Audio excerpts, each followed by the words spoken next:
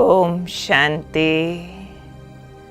सभी राजयोगी तपस्वी भाई बहनों के लिए एक सुंदर शिक्षा स्वयं भगवान ने दी है कि बच्चे, जब मैं दुनिया में आता हूँ, ब्रह्मा तन का आधार लेता हूँ तो टीचर बन जाता हूँ और पढ़ाता हूँ। तुम बच्चे प्यार से उसे मुरली कहते हो। तो सभी राजयोगी तपस्वी भाई बहनों के जीवन में मुरली का अत्यधिक महत्व है। स्वयं शिव बाबा कहते हैं कि मेरे बच्चों को कभी एक दिन भी मुरली मिस नहीं करनी चाहिए, क्योंकि ये गॉडली एजुकेशन है। रोज़ नई नई पढ़ाई पढ़ाता हूँ। एक दिन भी मिस किया तो ना मालूम परफेक्शन में कौन सा पॉइंट मिस हो जाए और हम परफेक्शन से दूर रह जाएं, क्योंकि भगवान का पढ़ाना परफेक्शन के लिए होता है। और दूसरी बात का भी ध्यान रखना चाहिए कि मुरली कहाँ बैठकर सुननी है और किस समय सुननी है। मुरली सुनने का सर्वोत्तम समय सवेरे का समय है। सवेरे सवेरे अमृत वेला के बाद स्नान आदि करके अपने जो राजयोगा सेंटर्स बने हुए हैं, सभी भाई बहनों को नियमित रेगुलर यूनिफॉर्म पहन करके, नोटबुक पेन ले करके, गॉडली स्टूडेंट की फीलिंग लेते हुए अपने सेंटर्स पर अवश्य जाना चाहिए और वहाँ एक गॉडली स्टूडेंट बन के सामने जब कोई दीदी मुरली सुनाए तो समझो दीदी गायब हो गई, खुद बाबा बैठे हैं। बाबा के मुख अरविंद से मुरली सुनकर आना चाहिए। आजकल तो मुरली की बहुत सुविधाएं उपलब्ध हो गई है। व्हाट्सएप पर भी आ जाती है, इंटरनेट पर भी मिल जाती है, ऑडियो भी मिल जाती है, वीडियो भी मिल जाती है, हार्ड कॉपी भी मिल जाती है। तो बहुत से भाई बहनों को लगता है कि हम घर बैठे ही पढ़ लेंगे ना, घर में ही सुन लेंगे ना, चलो हम ऑफिस जाते हैं, काम पे जाते हैं तो हम रास्ते में गाड़ी में ही ऑडियो चला करके सुन लेते हैं। शाम को पीस ऑफ माइंड पे मुरली आती है, मुरली ही तो सुननी है ना, उस पे ही सुन लेते हैं। हमको टाइम कम मिलता है ना, या सुबह जल्दी उठने से अपने को सिर दर्द होता है ना, इसलिए कौन इतना दूर जाए आए। तो हम मास 2 मास में एक बार चले जाते, हफ्ते में एक बार चले जाते हैं। इस तरह के कई ट्रेंड आजकल चलने लगे हैं। इन सब भाई बहनों को मैं कुछ सजेशंस देना चाहती हूँ कि वास्तव में व्हाट्सएप इंटरनेट पर मुरली सुनने वालों को क्या शिव बाबा वर्षा भी इंटरनेट और व्हाट्सएप से भेजेंगे क्या?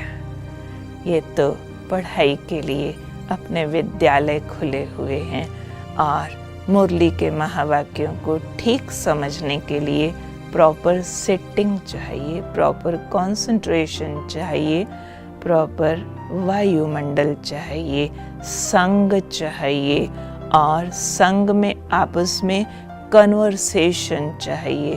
तो ये सूक्ष्म पढ़ाई है। ये कोई दूसरा हिंदी, इंग्लिश, साइंस, मैथ नहीं है जिसमें सांसारिकता की बातें हो।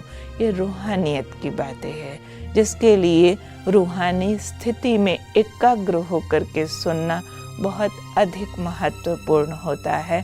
इसलिए अपने सेंटर्स बनाए जाते हैं जहाँ जा कर के हम मुरली सुने भी, शेयर भी करें और एक दूसरे से धारणाओं का व्यवहारिक स्वरूप भी सीखते चलें, आगे बढ़ते चलें।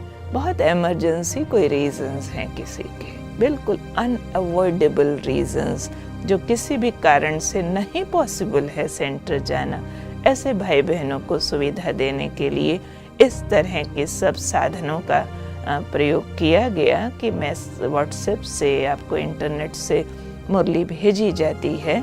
वो आप रिवीजन के लिए पढ़ सकते हैं या इमरजेंसी रीजंस में पूरा टाइम निकाल करके आधा पौना घंटा एकाग्रता से उसको पढ़ें, लिखें, रिवाइज करें और उसमें से होमवर्क अवश्य लें। चाहे सिर्फ एक पॉइंट पर ही होमवर्क क्यों ना लें।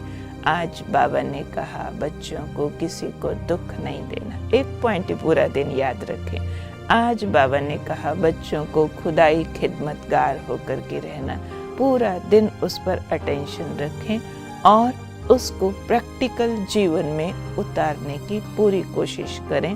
तो होमवर्क करने वालों को बाबा एक्स्ट्रा मार्क्स देते हैं। तो हम सब गॉडली स्टूडेंट, आदर्श विद्यार्थी होकर रहें।